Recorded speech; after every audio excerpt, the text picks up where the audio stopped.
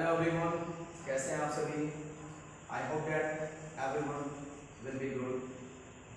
आज जो है बहुत ही इंपॉर्टेंट चीज़ के बारे में हम लोग बात करने वाले हैं। ठीक है, जैसे 12th चैप्टर में एक स्टोरी आती है जो पोइट्री से रिलेटेड है और उस पोइट्री का नाम है sweetest love I can not prove. इस चैप्टर के बारे में आज हम जो है उसके राइटर के जीवनी के बारे में पढ़ेंगे। ठीक है, बहुत सारे बच्चों को जो है बहुत सारे इश्यूज आती रहती है जीवनी को लेकर के, बहुत सारी चीज़ें किताब में जो है डिटेक्ट रहती है, बहुत सारी चीज़ें में इंक्लूड नहीं रहती है। तो जो बच्चे इस वीडियो को देखेंगे उसमें ये सारी चीज़ों की परेशानियां वो दूर करते हुए अपने आप को पाएंगे। क्यों? क्योंकि इसमें वो सारी चीज़ें भी इंक्लूड रहेंगी जो आपके स्टोरी के अंदर बहुत सारी चीज़ें नहीं दी गई रहती, लेकिन उसके बारे में एज अ जीवनी आपको जानना बहुत ज़रूरी होता है। तो सबसे पहले हम शुरू करते हैं कि sweetest love I do not go जो स्टोरी है उसके राइटर का नाम, उसकी जो है पैदाइश की जगह, उनके कारनामे, उनकी किताबों के नाम, उनके सोनेट्स, उनके सॉन्ग्स, इन सारी चीज़ों के बारे में पढ़ेंगे कि पर्सनली उनकी लाइफ किस तरह की थी और किस किस तरीके से उन्होंने अपनी लाइफ को जो है एनहेंस किया, उसको डेवलप किया, उसको जो है प्रोग्रेस पे लाए। सबसे पहले हम आपको बताना चाहते हैं कि the name of this poetry is John Donne. He was born in London in 1572, यानी जॉन डन की पैदाइश जो है 1572 ईस्वी में इंग्लैंड की राजधानी लंदन में हुई। He was born in a prosperous family of London of a trader। वो एक बिजनेसमैन के घर में जो है बहुत ही संपन्न परिवार में जन्म लिए थे। His religion was Roman Catholic। When he was born in London in Roman Catholic family, that time whole England was anti-Catholic। यानी जिस वक्त जॉन डन की पैदाइश जो है इंग्लैंड की राजधानी लंदन में हुई, उस वक्त इनका धर्म जो है रोमन कैथोलिक था और इनके परिवार के सारे जो है लोग के खिलाफ थे इंग्लैंड के लोग। यानी कहने का मतलब कि इंग्लैंड के लोग एंटी कैथोलिक थे और इनका परिवार क्या था, रोमन कैथोलिक था, जिसकी वजह से इनके परिवार को लोगों ने क्या कर दिया था, जो है एक तरफ जो है रिफ्रेंच कर दिया था, छांट दिया था। और उस बीच इस शख्सियत का जन्म जो है एक अमीर बिजनेसमैन के घराने में होती है। Whenever he got his little bit education, जब ये अपनी जो है लिटिल बिट एजुकेशन कंप्लीट किए, उसके बाद से he got tech admission, यानी took admission in Oxford University for higher education। यानी कि अपने हायर एजुकेशन के लिए इन्होंने क्या किया, ऑक्सफोर्ड यूनिवर्सिटी में अपना जो है दाखिला लिया, अपना एडमिशन लिया।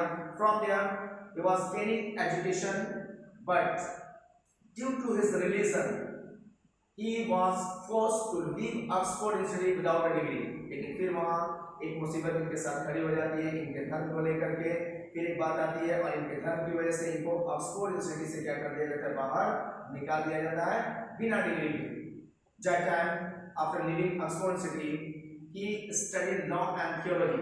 उस वक्त क्या करते हैं, ये ऑक्सफोर्ड यूनिवर्सिटी को छोड़ने के बाद से ये लॉ की पढ़ाई करते हैं, उसके बाद से ये धर्मशास्त्र की पढ़ाई करते हैं और इतने जबरदस्त तरीके से इन्होंने लॉ और धर्म की पढ़ाई किया कि इनको लॉ के बेसिस पे एक जो है नौकरी हायर की जाती है जिसका नाम रहता है सेक्रेटरी का नौकरी। ठीक है, वो सेक्रेटरी की नौकरी हासिल करने के बाद से he was kept into the jail when public knew about his marriage. जब लोगों को ये पता चल गया इनकी शादी के बारे में, तो ये सेक्रेटरी की नौकरी इनके हाथ से चली जाती है, क्योंकि लोगों को ये पता चलता है कि he married with his patron's niece।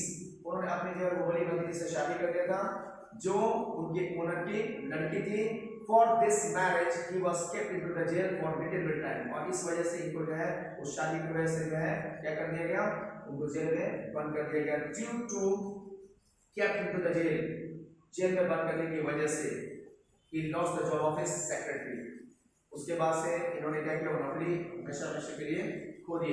In 1615 ईस्वी में at the age of 42 he was accepted ordination in Anglican church as a preacher, as a father।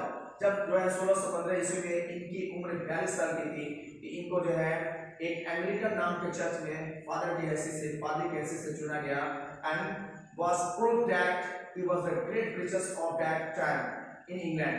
और ये साबित किया गया कि ये अपने टाइम के इंग्लैंड के सबसे बड़े धर्म गुरु हैं। इनके जैसा धर्म गुरु कोई भी इंग्लैंड में उस वक्त नहीं था और उसके बाद से इनकी जो है नॉमिनेशन जब जो है एंग्लिकन चर्च में हो गई तो ये इंग्लैंड के एक तरह से सबसे बड़े धर्म गुरु में इनका नाम आने लगा। He was famous for his musical talent, ये अपने म्यूजिकल टैलेंट के लिए पूरी दुनिया में फेमस थे।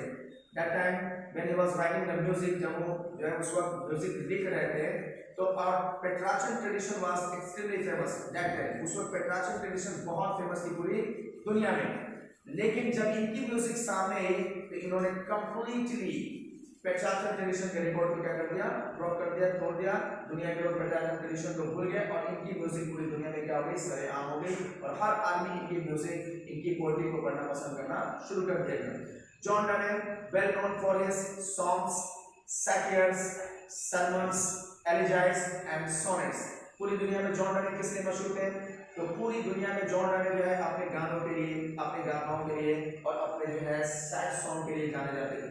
सैड सॉन्ग का यहाँ मतलब ये है कि जब कोई इंसान, दो इंसान एक दूसरे से बहुत करीब हो और कोई एक इंसान उसका साथी जो है दुनिया से चला जाता है तो उस गए हुए इंसान के बारे में और जो जिंदा है उस इंसान के बारे में ये लिखते थे कि अगर किसी इंसान को मरे हुए उस इंसान से सच्चा प्यार है तो उसको जो है ये सोचना है कि हमें उसकी जिम्मेदारी को कैसे पूरा करना है और इस जिंदा इंसान की जिंदगी को अपने कैसे बचाना है, कैसे सेव करना है, कैसे सुसाइड से बचना है, इन सारी चीजों के ऊपर इन्होंने सारी कविताओं को लिखा है। कुछ चीजें इस कहानी में, इस बुक में जो है इनके बारे में नहीं हुई है, जिसके बारे में मैं आपको बता दूं कि when he was only 4 years old that time he lost his father। जब इनकी उम्र सिर्फ 4 साल की थी तो इन्होंने अपने पिता को खो दिया। यानी कि इनके पिता की जो है मृत्यु जो है 1576 में हुई और इनकी पैदाइश 1572 में हुई, यानी 4 साल के बाद ही इनके पिता डेथ कर गए। After the death of his father his mother married again with that man who had already 3 sons। जब इनकी मृत्यु हो जाती है इनके पिता की तो इनकी मदर ने सेकंड मैरिज किया उस आदमी से जिसके पास पहले से 3 पुत्र थे। ये सारी चीजें जो आपकी स्टोरी में नहीं हुई है। फिर जॉन डन की जिससे शादी हुई थी, जिस लड़की से, उसका नाम एलन मूरे था, वो इनकी पत्नी थी और जो है इनके 12 बच्चे थे जॉन डन के।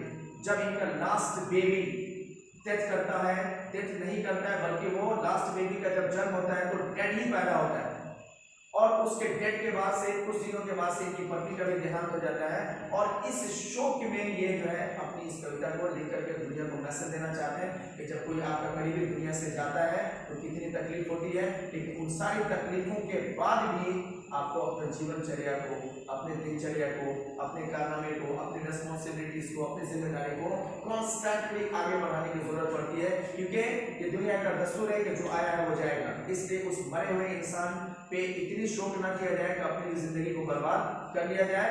इनको तकलीफ जरूर हुई है लेकिन लोगों को मैसेज देना चाहते हैं कि आपका कोई भी करीबी चला जाता है तो उस करीबी इंसान की जिम्मेदारी को पूरा करना ही असल पूरब की निशानियों में से है।